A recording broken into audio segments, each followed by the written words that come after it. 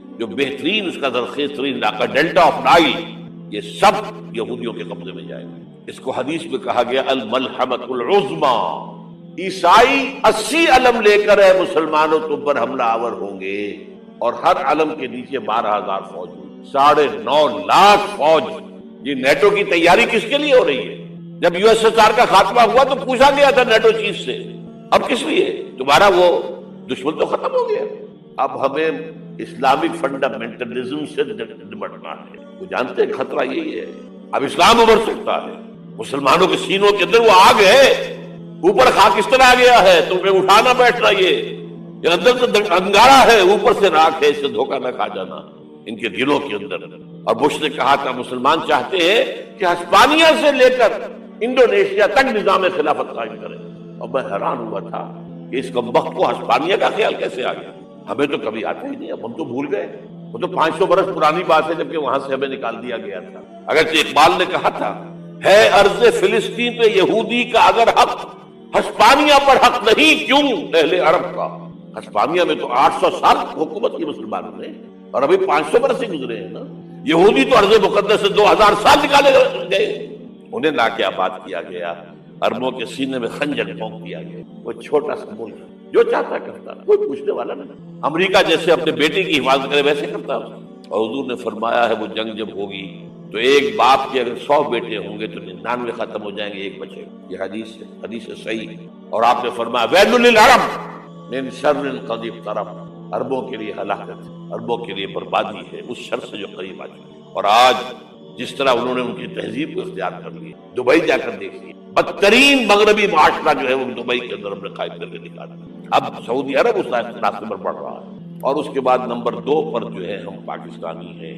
لیکن میں اس کے وہ پہلی بات جو کہہ رہا ہوں وہ تو یقینی ہے، اس میں تو احادیث صحیحہ موجود ہے۔ اگرچہ اس کے بعد پانسا پلٹے گا، پھر حضرت مہدی کا ظہور ہوگا، حضرت عیسیٰ کا نزول ہوگا، اور وہ گریٹر اسرائیل گریٹر گریو یارڈ بنے گا یہودیوں کا، ایک ایک یہودی قتل ہوگا اور دفن ہوگا۔ یہ بات میں ہونا ہے، میں پہلی بات بات کر رہا ہوں۔ وہ پانسا پلٹے گا جب پلٹے گا، ابھی جو سامنے ہے وہ کیا ہے؟ جس ملحمۃ العظمیٰ کہا حضور نے، جسے آرمگیڈون کہتے ہیں عیسائی۔ آرمگیڈون کی اگر کہیں جا کر آپ دیکھیں گے، آپ ڈکشنری میں مانی تو کیا لکھا ہے؟ A very big war which will be fought between the forces of evil and good before the end of this world۔ اس دنیا کے خاتمے سے پہلے خیر اور شر کی قوتوں کے درمیان بہت بڑی جنگ ہوگی۔ ارمجدون اسے کہتے ہیں عربی میں، اور ارمگیڈون اسے کہتے ہیں انگریزی کے اندر۔ اور یہ بائبل کی آخری کتاب کے اندر جو اس میں کہ مکاشفات یوحنا، ریولیشنز آف سینٹ جان، یہ تو میں کہہ رہا ہوں یقین کے ساتھ، اور زیادہ دور نہیں آیا چاہتا ہے۔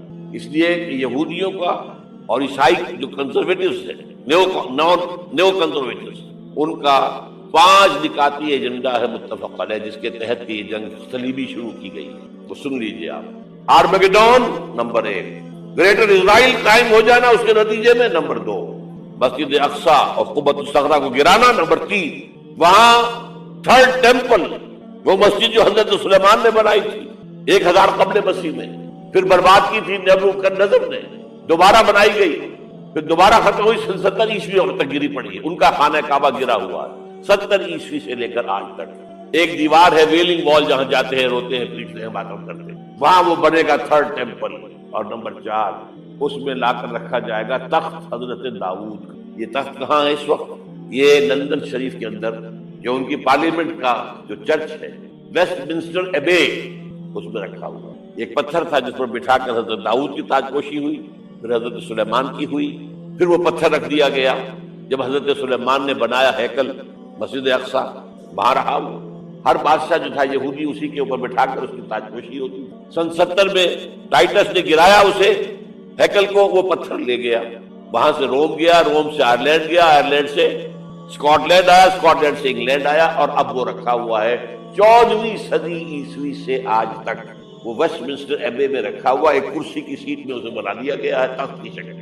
اب انگریزوں میں کوئی ملکہ ہو، کوئی بادشاہ ہو جس کی بھی تاج پوشی اس میں ہو، یہ لا کر رکھا جائے گا 3rd ٹیمپل میں۔ اور اس پر یہودیوں کے خیال کے مطابق ان کا مسیحا آئے گا جو مسیح دجال ہوگا، عیسائیوں کے خیال کے مطابق حضرت عیسیٰ آئیں گے، وہ ہمارا بھی خیال حضرت عیسیٰ آئیں گے علیہ السلام۔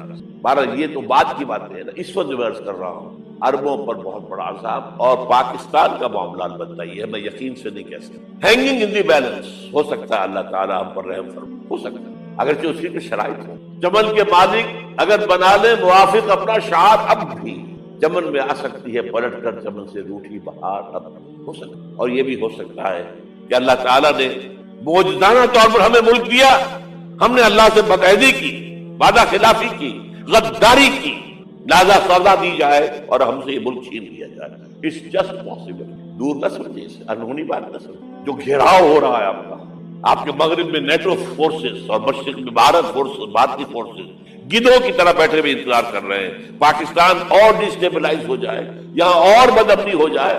اب لاہور میں پھر آج دھماکے ہو گئے ہیں، 2 دن پہلے کا دھماکہ میں سہ کے آیا ہوا ہوں، آپ کے سامنے بیٹھا ہوں، وہ جانے بچی ہیں۔ جو ہماری اکیڈمی کا حشر ہوا وہ میں آپ کو نہیں بتا سکتا۔ یہ سارا کیوں ہو رہا ہے؟ تاکہ یہاں وار پڑا تھا آپ کے چہرے مبارک، یہ جو رخسار کی ہڈی ہے اس کے اندر وار گیا ہے، اوپر خود کی 2 کڑیاں تھیں وہ اس میں گھس گئیں، 2 دندان مبارک شہید ہوئے۔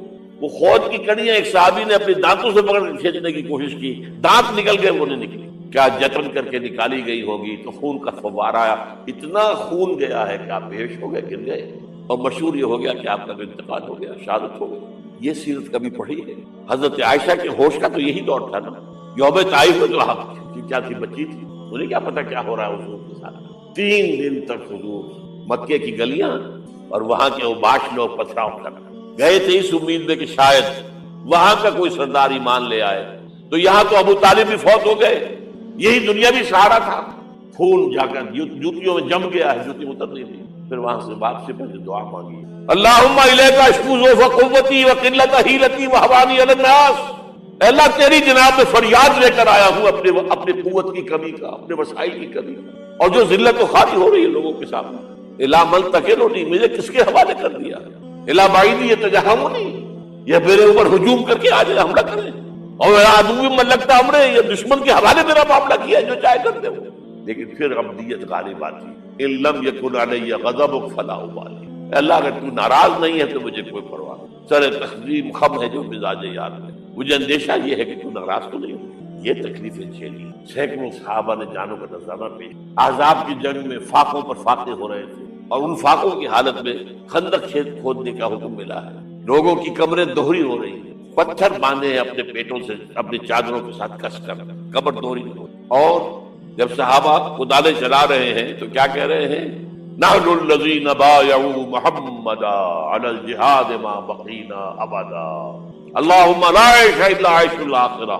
صحابہ کہتے تھے ہم وہ لوگ ہیں جنہوں نے محمد سے بیعت کی ہے کہ جہاد کرتے رہیں گے جب تک جان میں جان نکل جائے تو بات اور، جان ہے، چاہے ابھی بھوک سے کمر دوڑی ہوئی جا رہی، جان تو ہے۔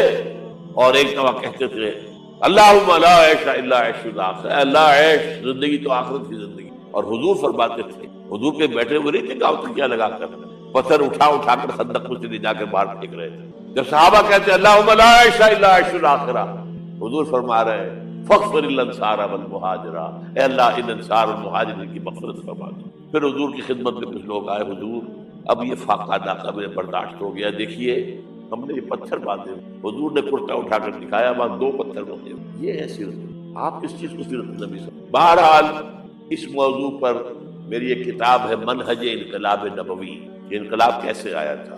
اگر دل میں ذرا بھی آرزو پیدا ہو گئی ہو کہ اللہ قبول کر لے مجھے قبول کر لے اس کام کے لیے، تو وہ کتاب آپ کے لیے مست ہے۔ آج پھر اس گفتگو کے حوالے سے بات چیزیں تازہ کرتا ہوں۔ اس وقت عالمی سطح پر یہودی جمع عیسائی بریکٹ میں کر لی، اور امریکہ جمع یورپ یہ بریکٹ میں کر لی، ان کا اندر معاملہ کیا ہے؟ اصل جو ہے اس میں پیچھے مائنڈ ہے، ماسٹر مائنڈ، سازشی ذہن، وہ یہود کا۔ باقی عیسائی آلہ کار بن گئے ہیں، جو 100% آلہ کار ہے یہود کا، وہ پروٹیسٹنٹس ہیں۔ پروٹیسٹنٹزم یہود ہی نے پیدا کرایا تھا، یہود ہی نے یورپ کے اندر سود کا رواج شروع کروایا، ورنہ سود حرام تھا، وہاں پر بھی یوزری بھی اور کمرشل انٹرسٹ بھی دونوں حرام تھے، یہ یہودیوں نے کروایا۔ اور پھر پہلا بینک بنوایا ہے انگلستان کے اندر، بینک آف انگلینڈ، اور جو پوپ کے خلاف بغاوت کرائی تو پہلی بغاوت ہوئی انگلستان کے اندر، جو چرچ آف انگلینڈ علیحدہ ہو گیا پوپ سے، اور اسی کو یہودیوں نے قرار دیا یہ ہمارا ماڈرن اسرائیل ہے، یہ اسرائیل ہمیں دیا ہے گاڈ نے، یہ جو ہے برطانیہ۔ اس کے کچھ عرصے کے بعد یہی جو ہے ایکسوڈس ہوا ہے، اور وہ امریکہ میں جا کے آباد ہوئے. لہذا امریکہ کو بھی جیوز نے کہا ہے دس از اندر اسرائیل، یہ ہے ہمارے اصل اسرائیل، ماڈرن اسرائیل یہ ہے.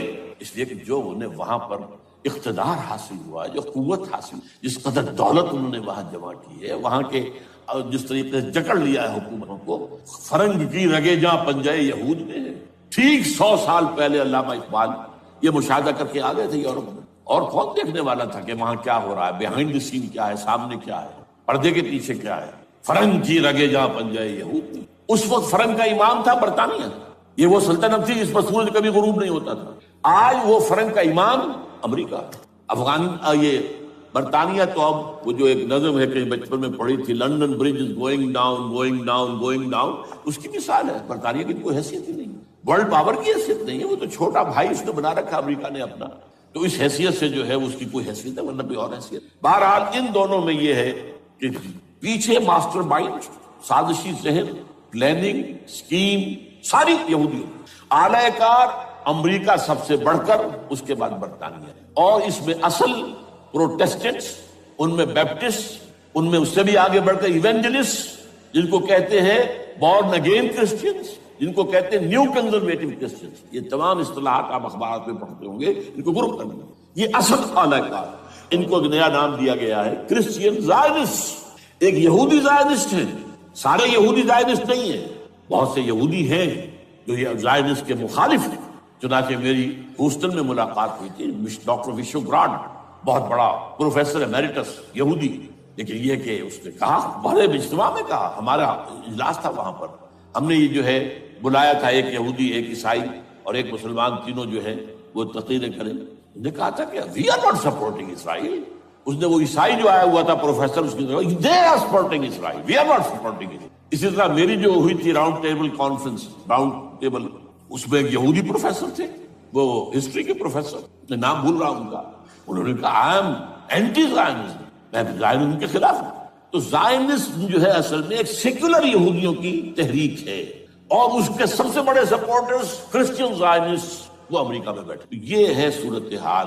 یہ جان لیجئے کیتھولکس جو ہیں یہ اتنے پرو یہودی نہیں ہیں. اب رفتہ رفتہ وہ بھی اس کے اندر آ کر شامل ہو گئے. یورپ جو ہے زیادہ کیتھولکس، رومن کیتھولکس.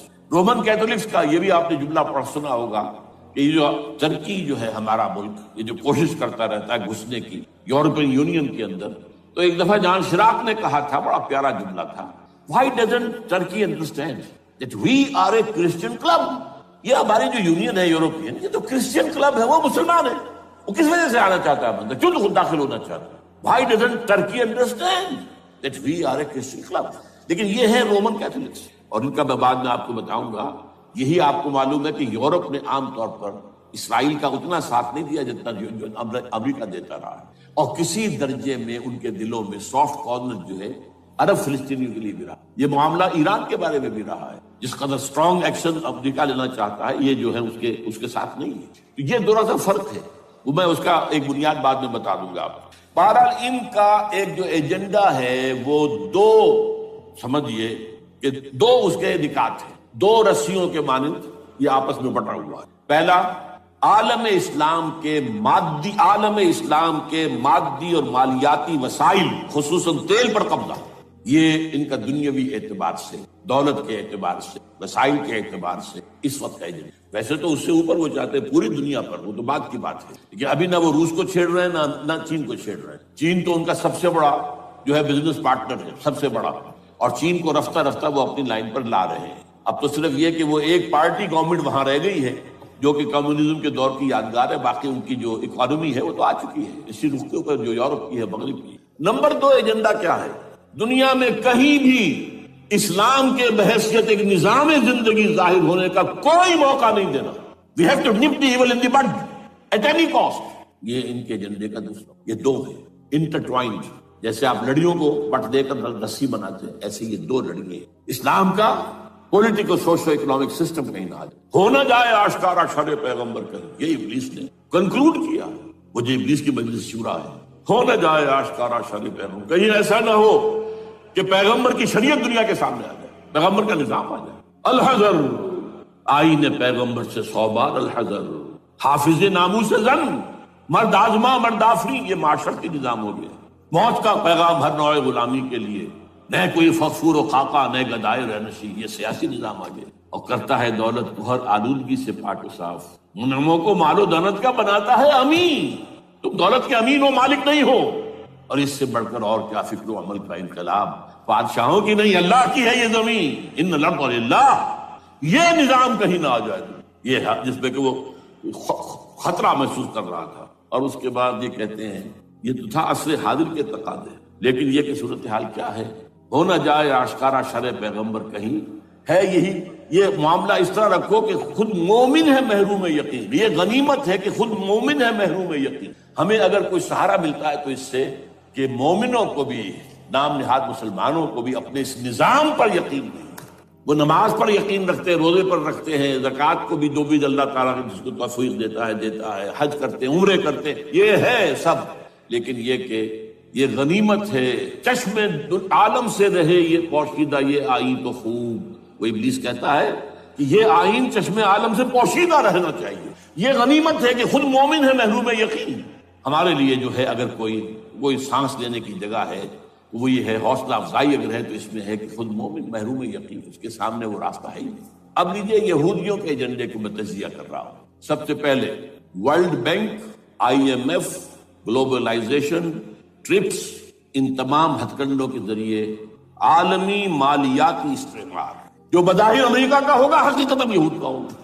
یہودیوں کے نزدیک پوری نوع انسانی حیوانوں کے مانند ہے، they are not human beings, they are goyams, they are gentiles، یہ انسانی شکل میں حیوان ہے، اور جیسے حیوانوں کو ایکسپلائٹ کرنا، استعمال کرنا انسانوں کا حق ہے، گھوڑے کو آپ باندھتے رہے ہیں نا ٹانگے کے آگے، اور بیلوں سے آپ ہل جتواتے رہے ہیں، تو جیسے یہ حق ہے ایسے ہمارا حق ہے پوری دنیا کے جو ہے وسائل ان کو کھینچے۔ ہاں جیسے گھوڑے اور بیل کو بھی کچھ نہ کچھ دانا تو ڈالنا پڑتا ہے، چارہ تو دینا پڑتا ہے، تو ان کو بھی کچھ دو، یہ پوری نوع انسانی ورکرز بن کر رہ جائے، حیوان بن جائیں، بالکل شہوت کے غلام بنا دو انہیں، اخلاقی اقدار کا بیڑا غرق کر دو، خاندانی نظام کو تہوبالا کر لو۔ یہ باقاعدہ جو protocols of the elders of the Zion تھے ان سب میں موجود ہے لکھا ہوا، جو 1897 میں انہوں نے پاس کیا اپنا پروگرام، بیسل سوئٹزرلینڈ کا ایک شہر ہے، protocols of the elders of the Zion. ان کو حیوان بنا دو، بس حیوانوں سے کام لیتے رہو۔ ان کے قول و عمل میں تضاد ہے تو ظاہر بات ہے کہ امت پھر کیا کرے گی، کچھ نہیں کر سکتی، بلکہ اس کے ذریعے سے کوئی خیر تو وجود میں نہیں آ سکتا، ہو سکتا ہے کہ کوئی شر پروموٹ کر دے۔ اس لیے پہلا نقطہ یہ ہے افراد کی تیاری، دوسرا نقطہ ہوگا ان افراد کو باہم جوڑنا تاکہ وہ ایک بنیان مرصوص بنے، ایک جماعت بنے، ایک جمعیت بنے، ایک قوت بنے۔ تیسرا نقطہ ہوگا کہ اس قوت اور اس جماعت اور اس جمعیت یا جو اجتماعیت وجود میں آتی ہے، اس کے کرنے کے کام کیا ہے، یہ کاہے کے لیے کوشاں ہوگی، کس کام کے لیے محنت کرے گی۔ تو پہلا نقطہ ہے یا ایھا الذین آمنوا اتقوا اللہ حق تقاتہ ولا تموتن الا وانتم مسلمون، اے ایمان کے دعوے دارو، اے ایمان لانے والو، اللہ کا تقوی اختیار کرو جتنا کہ اس کے تقوی کا حق ہے، اور ہرگز مت مرنا مگر فرما برداری کی حالت میں، ولا تموتن، ہرگز مت مرنا، الا وانتم مسلمون، مگر اس حال میں کہ تم مسلم ہو، فرما بردار۔ یہ آیت جیسا کہ میں نے بارہا کہا ہے، کیونکہ یہ نکاح کے خطبے میں بھی شامل ہے، تو بہت سے مواقع پر نکاح کے خطبے کی جب میں وضاحت کرتا ہوں تو وہاں بھی اس کی کچھ نہ کچھ وضاحت ہوتی ہے۔ میرے مطالعے میں آج تک بھی میں یہ کہہ رہا ہوں کہ آج تک کے مطالعے میں بھی یہ آیت قرآن مجید میں سب سے زیادہ تاکیدی آیت ہے، سب سے گاڑھی آیت ہے تقویٰ کی تاکید پر، اس لیے کہ جو الفاظ یہاں استعمال ہوئے ہیں اس کو سن کر واقعتاً اور بجا طور پر صحابہ گھبرا گئے۔ اللہ کا اتنا تقویٰ اختیار کرو جتنا کہ اس کے تقویٰ کا حق ہے، گھبرا گئے۔ اللہ کا حق تقویٰ اے نبی کون ادا کر سکتا ہے؟ حاضر ہوئے حضور کے پاس اور اپنی اس تشویش کا اظہار کیا۔ اس لیے کہ میں بارہا یہ بات کہا کرتا ہوں کہ ہم لوگ تو قرآن پڑھتے ہیں، سنتے ہیں، تو ہمارا اس پہ عمل کرنے کا چونکہ کوئی پختہ ارادہ نہیں ہوتا، لہذا ہم جو چاہیں پڑھتے چلے جائیں، ہمیں کبھی بھی اپنے اندر جھانکنا نہیں ہوتا کہ ہم اس پر پورے بھی اتر سکتے ہیں یا نہیں۔ لیکن صحابہ کرام کا معاملہ یہ تھا کہ وہ ایک ایک لفظ قرآن مجید کا پڑھتے تھے، سنتے تھے، تو پہلے اپنے آپ کو تولتے تھے، اپنے گریبانوں میں جھانکتے تھے کہ ہم اس کا حق ادا کر سکتے ہیں یا نہیں، ہم اس پر پورے اتر سکتے ہیں یا نہیں۔ لہذا ان میں تشویش پیدا ہوا کہ جب حضور صلی اللہ علیہ وسلم کا اپنا عالم یہ ہے کہ آپ فرمایا کرتے تھے کہ پروردگار ما عبدنا کا حق کا عبادت ہے وما عرفنا کا حق کا معرفت ہے، اے اللہ ہم تیری بندگی اور تیری عبادت کا حق ادا نہیں کر پائے جتنا اور جیسا کہ تیری بندگی اور عبادت کا حق ہے، اور اے اللہ ہم تجھے نہیں پہچان پائے جیسے کہ تجھے اور جتنا تجھے پہچاننے کا حق ہے. تو یہ اللہ کا تقویٰ جو ہے جتنا کہ اللہ کا تقویٰ کا حق ہے کس کے لیے ممکن. لیکن یہ کہ اس کے بعد جب سورۃ تغابن کی آیتیں نازل ہوئی فاتقوا اللہ ما استطعتم، تو اللہ کا تقویٰ اختیار کرو جتنا بھی تمہارے حد امکان میں.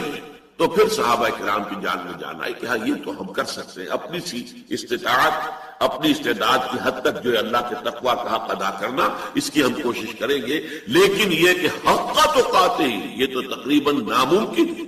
لیکن جب ایمفیسائز کرنا ہوتا ہے کسی بات پر زور دینا ہوتا ہے، اس کی اہمیت کو زیادہ واضح کرنا ہوتا ہے، تو پھر یہ اسلوب اختیار کیا جاتا ہے کہ یا ایھا الذین آمنوا اتقوا اللہ حق تقاته ولا تموتن الا وانتم مسلمون. اس آیت کا یہ دوسرا ٹکڑا جو ہے یہ بھی بالکل ہم وزن ہے پہلے ٹکڑے کے. لیکن ہمارے ذہنوں میں تصور جو قائم ہے مسلمان کسے کہتے ہیں؟ ایک اصطلاحی مسلمان ہوتا ہے کہ جو وہ اللہ تعالیٰ کی توحید کا اور محمد کی رسالت کا اقرار کرتا ہے، دین کی بنیادی جو تعلیمات ہیں ان سب کو تسلیم کرتا ہے، مانتا ہے. آمنت باللہ کما ہوا باسمائہ و صفاتہ و قبلت جمیع احکامہ اقرار باللسان و تصدیق بالقلب. وہ تصدیق قلبی ہے یا نہیں لیکن زبان سے اقرار کر رہا ہے. آمنت باللہ و ملائکتہ و کتبہ و رسلہ والیوم الآخر والقدر خیرہ و شرہ من اللہ تعالی والبعث بعد الموت. اب جو شخص اقرار کر رہا ہے اشہد ان لا الہ الا اللہ و اشہد ان محمد رسول اللہ، وہ مسلمان ہے. نماز پڑھتا ہے تب بھی مسلمان ہے، نہیں پڑھتا تب بھی مسلمان ہے. اسے آپ فاسق کہیں گے، فاجر کہیں گے. زنا کرتا ہے تب بھی مسلمان ہے، حالت زنا میں بھی مسلمان ہے اور زنا کرنے کے بعد بھی مسلمان ہے. قانونی طور پر گناہ کبیرہ جو ہے اس سے بھی کوئی شخص کافر نہیں ہوتا. گناہ کبیرہ پر بھی یہ بالکل صحیح بات ہے. جو الفقہ الاکبر جو کتاب ہے جو تالیف ہے امام اعظم امام ابو حنیفہ رحمۃ اللہ علیہ کی، اس کا یہ مسئلہ بالکل صحیح ہے 100%. گناہ کبیرہ سے بھی کوئی مسلمان کافر نہیں ہوتا. لیکن اس گناہ کی حالت میں وہ اس طرح کا مومن بھی نہیں رہتا جیسا کہ مومن اسے ہونا چاہیے. اس کا دل میں وہ ایمان پختہ نہیں رہتا اس وقت. اگر وہ ایمان پختہ ہو تو گناہ کا کیسے صدور ہوگا؟ یقین ہو کہ اللہ ہے اور مجھے دیکھ رہا ہے اور مجھے مر کر اس کے حضور میں حاضر ہونا ہے، تو کیسے وہ اللہ کے کسی حکم کو توڑے گا؟ تو جہاں تک حقیقی ایمان کا تعلق ہے، حقیقی ایمان حقیقی اسلام ایک ہی بات ہے، اور قانونی ایمان قانونی اسلام ایک دوسری بات ہے. قانون ہر شخص مومن ہے ہم میں سے، لیکن کتنا کچھ ایمان ہمیں واقعتاً حاصل ہے اب یہ ہر شخص اپنے گریبان میں جان کر خود دیکھ سکتا ہے. اس لیے اگر یہ سمجھا جائے کہ مت مرنا مگر مسلمان تو مر رہے ہیں سب، دن رات جو مسلمان مر رہے ہیں وہ حالت اسلامی میں مر رہے ہیں. ان کی جا کر ہم نماز جنازہ پڑھتے ہیں، انہیں دفن کرتے ہیں، ان کی تدفین ساری ایک مسلمان کے انداز میں ہوتی. یہ مطلب یہاں نہیں ہے. یہاں پر لفظ مسلم کا مطلب یہ ہے کہ واقعتاً فرما بردار. مسلم کسے کہتے ہیں؟ جس نے کہ اللہ تعالیٰ کے احکام کی مخالفت ترک کر دی، جس نے کہ ڈھال رکھ دی ہو، جو اللہ تعالیٰ کے سامنے سرنڈر کر چکا ہو. چمی گویم مسلمانم بے لرزم کہ دانم مشکلات لا الہ. علامہ اقبال کہتے ہیں کہ جب میں یہ کہتا ہوں کہ میں مسلمان ہوں تو مجھ پر تو لرزہ طاری ہوتا ہے، اس لیے کہ میں جانتا ہوں کہ مسلمان ہونے کے معنی کیا ہے. یہ لا الہ کہہ دینا آسان ہے، اس کو پورا اترنا بہت مشکل ہے. لہذا مت مرنا مگر فرما برداری کی حالت میں. اب اس کا آپ تجزیہ کیجیے. کس کو معلوم ہے کہ موت کب آئے گی؟ کسے یقین ہے کہ ابھی 2 گھنٹے ہیں موت کے آنے سے پہلے؟ میں شراب پی کر چند گھنٹے میرے پاس ہے، نشہ بھی اتر جائے گا اور میں نشے کی حالت سے نکل آؤں گا اور پھر موت آئے گی. کسی کو معلوم ہے؟ کیا پتا کہ اہم کسی گناہ کے عمل میں انسان ملوث ہو اور اسی وقت اس کی جو جان ہے وہ فرشتہ آ کر نکال لے، تو کس حالت میں اس کی موت واقع ہوئی؟ وہ مسلمان تو اس وقت نہیں تھا، حقیقتاً مسلمان تو نہیں تھا، قانوناً مسلمان تھا. وہ اگر زنا بھی کر رہا تو مسلمان ہے قانوناً، حقیقتاً تو وہ مومن نہیں رہا، حقیقتاً مسلم نہیں رہا. وہ نافرمان ہے اس وقت، فرما بردار تو نہیں. اللہ کے حکم کے خلاف کام کر رہا ہے، اللہ کی اطاعت تو نہیں کر رہا. اس اعتبار سے وہ جو احادیث ہیں کہ کوئی شخص لا یزنی زانی ہی نہ یزنی وہو مومن، کوئی زانی حالت ایمان میں زنا نہیں کرتا. ولا یسرق سارق ہی نہ یسرق وہو مومن، اور نہ ہی کوئی چور حالت ایمان میں چوری کرتا ہے. ولا یشرب الخمر ہی نہ یشرب وہو مومن، نہ کوئی شرابی حالت ایمان میں شراب پیتا. جب یہ کام وہ کر رہا ہوتا تو ایمان جو حقیقی ایمان ہے اس کے دل میں موجود نہیں ہوتا.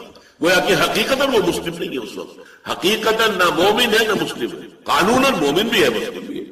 تو یہاں اصل میں حقیقی مراد ہے وَلَا تَمُوتُنَّ إِلَّا وَأَنْتُمْ مُسْلِمُونَ. اب جو شخص یہ طے کر لے گا نہیں مروں گا مگر اسلام کی حالت میں، ایک ہی شکل ہے کہ کوئی لمحہ اس کا پوری طرح وہ پہرا دے اپنے ہر لحظے کا، ہر لمحے کا، کوئی لمحہ جو ہے نافرمانی میں بسر نہ ہو. کیا پتہ ہے اسی لمحے بہت واقع ہو جائے. یہ گویا کہ وہ افراد کی پختگی کے لیے بھی آیت ہے. اتنا تقوی اور فرما برداری اللہ کی، اس درجے کا تقوی، اس درجے کی فرما برداری کی روش انسان میں پیدا ہو جائے، یہ گویا کہ یونٹ بنا اب امت کا. جس قدر اس میں پختگی ہوگی، گہرائی ہوگی، ایمان میں، اسلام میں مداومت ہوگی، اتنی ہی گویا کہ در حقیقت یہ اینٹ اب پکی ہے، اس سے فصیل آپ بنائیں گے تو وہ فصیل مضبوط ہوگی، اینٹیں پختہ ہو گئی. اب اگلی آیت میں وہ ہے کہ ان اینٹوں کو جوڑا کس چیز سے جائے. وَاعْتَصِمُوا بِحَبْلِ اللَّهِ جَمِيعًا وَلَا تَفَرَّقُوا، اور سب کے سب مل کر اللہ کی رسی کو مضبوطی سے تھام لو اور تفرقے میں مبتلا نہ ہو. اب یہ ہے افراد کو جوڑنے والی شے. یہاں جو حبل اللہ سے مراد کیا ہے، ظاہر بات ہے کہ اس کی وضاحت کی ضرورت ہے. قرآن مجید کا اصول یہ ہے کہ قرآن مجید میں اگر کوئی شے وضاحت طلب محسوس ہو تو ہمیشہ رجوع کرنا چاہیے فرمان نبوی، حدیث نبوی صلی اللہ علیہ وسلم کی طرف، اس لیے کہ اللہ تعالیٰ نے خود فرمایا ہے کہ وہ آپ کا فرض منصبی ہے. انزلنا الیک الذکر لتبین للناس ما نزل الیہم، اے نبی ہم نے یہ ذکر آپ پر نازل کیا ہے تاکہ آپ واضح کریں لوگوں کے لیے وہ شے جو ان کے لیے اتاری گئی ہے. قرآن محمد کے لیے نازل نہیں ہوا صلی اللہ علیہ وسلم، یہ تو نوع انسانی کی ہدایت کے لیے نازل ہوا، لیکن محمد پر نازل ہوا صلی اللہ علیہ وسلم. اب حضور کے دو کام ہیں، ایک اس قرآن کو پہنچا دینا، بلغ ما انزل الیک من ربک وان لم تفعل فما بلغت رسالتہ، ایک ایک حرف اس کا آپ پہنچا دیجئے، اس میں سے کوئی ایک حرف کا، ایک شوشے کا کتمان بھی نہ ہو. اگر خدا نہ خواستہ بالفرض محال ایسا ہوا تو گویا کہ فریضہ رسالت کی ادائیگی میں کوتاہی شمار ہو جائے گا. لیکن اس کے بعد اگر کہیں وضاحت کی ضرورت ہے تو آپ کا کام ہے اس کی وضاحت کرنا بھی، اس لیے کہ اللہ تعالیٰ نے حضور کو وہ بصیرت بھی عطا کی تھی. مجھے قرآن بھی عطا کیا گیا، وہ اوتی تو قرآن ومثلہ معہ، اور قرآن جیسی اور شے بھی دی گئی ہے. وہ اور شے کیا؟ وہ بصیرت باطنی ہے، وہ اللہ تعالیٰ کی طرف سے الہامات اور القاءات ہیں جو ہوتے تھے محمد رسول اللہ پر، ان کی روشنی میں آپ قرآن مجید کی باتوں کی وضاحت فرماتے تھے. تو واعتصموا بحبل اللہ جمیعا، اللہ کی رسی کو مضبوطی سے تھام لو. تو اللہ کی رسی سے مراد کیا ہے؟ اس پر اگرچہ مفسرین نے تو بہت سے اقوال نقل کیے ہیں، اسلام ہے، کلمہ طیبہ ہے، بڑا اور چیزیں ہیں، لیکن یہ کہ اس پر حضور صلی اللہ علیہ وسلم کی متعدد احادیث جو ہے اس پر گواہ ہیں کہ آپ نے گویا کہ شرح کی ہے حبل اللہ کی، کہ حبل اللہ کون سی. حضرت علی رضی اللہ تعالیٰ عنہ کی روایت ہے، حضور نے فرمایا ایک مرتبہ انہا ستکون فتنۃ، قریب ایک بہت بڑا فتنہ رونما ہوگا. حضرت علی فرماتے میں نے عرض کیا کہ اللہ کے رسول بل مخرج منہا یا رسول اللہ، اس فتنے سے نکلنے کا راستہ کون سا ہوگا؟ فرمایا کتاب اللہ، فتنوں سے بچانے والی، اور فتنہ اگر آ جائے تو اس سے نکالنے والی ایک ہی شے، وہ اللہ کی کتاب ہے. فیہ ذکر ما قبلکم ونبأ ما بعدکم وحکم ما بینکم وہو الصراط المستقیم وہو الذکر الحکیم وہو حبل اللہ المتین. یہ فصاحت و بلاغت نبوی کی ایک بہت اہم مثال ہے. یہ حدیث بڑی طویل ہے، 3 4 چھوٹے چھوٹے جملے ایک ردیف اور قافیے کے اندر آئے ہیں، بڑے خوبصورت انداز میں. یہ وہ اللہ کی کتاب ہے جس میں تم سے پہلی قوموں کا ذکر بھی ہے اور تمہارے بعد آنے والے حالات کا تذکرہ بھی موجود ہے. پھر یہ کتاب وہ ہے کہ جو بھی تمہارے مابین اختلافات کا بھی پیدا ہوں گے، ان کا حکم، ان کا فیصلہ بھی اس میں موجود ہے. یہی ذکر حکیم ہے، یہی صراط مستقیم ہے جس کی اللہ سے استدعا کرتے ہوئے اہدنا الصراط المستقیم، اور یہی حبل اللہ المتین ہے، یہی ہے اللہ کی مضبوط رسی. ایک دوسری حدیث جو ہے عبداللہ ابن مسعود رضی اللہ تعالیٰ عنہ سے، اس میں ان کو فرماتے کہ حضور نے ارشاد فرمایا القرآن حبل اللہ ممدود من السماء الى الارض، قرآن اللہ کی رسی ہے جو آسمان اور زمین کے درمیان تنی ہوئی، جو چاہے اسے چمٹ جائے، اس کو مضبوطی کے ساتھ تھام لے. اور اس سے بھی زیادہ پیاری حدیث جس میں کہ نقشہ سامنے آتا ہے اس ماحول کا، جس میں کہ حضور اور صحابہ تھے، کہ ایک مرتبہ یہ طبرانی کی روایت ہے کہ حضور اپنے حجرے سے برآمد ہوئے تو دیکھا کہ مسجد کے ایک کونے میں کچھ صحابہ بیٹھے ہوئے قرآن مجید کا مذاکرہ کر رہے ہیں، سمجھا رہے ایک دوسرے سے. تو حضور کے چہرے پر بشاشت کے آثار ظاہر ہوئے، آپ خوش ہوئے اور آپ چل کر ان کے پاس آئے قدم بقدم. پہلے تو آپ نے بڑا پیارا سوال کیا جس کا جواب گویا کہ ایک ہی ہو سکتا تھا، دوسرے کسی سے جواب کا امکان ہی نہیں. الستم تشہدون، کیا آپ لوگ اس کی گواہی نہیں دیتے اللہ الہ الا اللہ، اللہ کے سوا کوئی معبود نہیں، وانی رسول اللہ، اور میں محمد صلی اللہ علیہ وسلم میں اللہ کا رسول ہوں، وہذا القرآن جاء من عند اللہ، اور یہ قرآن وہ ہے جو اللہ کے پاس سے آیا ہے. صحابہ کا جواب کیا ہو سکتا تھا؟ بلا یا رسول اللہ، اے اللہ کے رسول